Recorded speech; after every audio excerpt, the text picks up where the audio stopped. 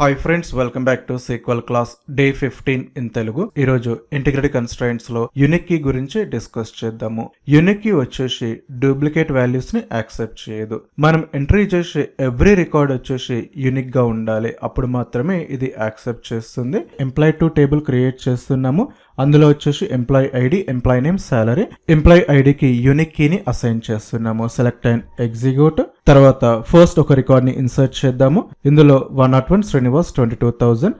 అలాగే next second record 102, అలాగే third record 103. కానీ ఇక్కడ నేమ్ వచ్చేసి సేమ్ ఉంది, కానీ ఎలాంటి ఎర్రర్ రాలేదు, బికాస్ మనం క్రియేట్ చేసింది ఎంప్లాయ్ ఐడికి. ఇప్పుడు వచ్చేసి ఎంప్లాయ్ ఐడి 102 సేమ్ మ్యాచ్ అవుతుంది. సెలెక్ట్ చేసి ఎగ్జిక్యూట్ చేస్తే ఎర్రర్ వచ్చేస్తుంది, వయలేషన్ ఆఫ్ యూనిక్ కీ అని చెప్పేసి. సో మనం అసైన్ చేసింది ఓన్లీ ఎంప్లాయ్ ఐడి కాబట్టి అది యూనిక్ గా ఉండాలి, మిగతావన్నీ రిపీటెడ్ గా ఉన్నా పర్లేదు. Thank you friends. మరిన్ని ఇలాంటి వీడియోస్ కోసం మన ఛానల్ ని ఫాలో అవ్వండి.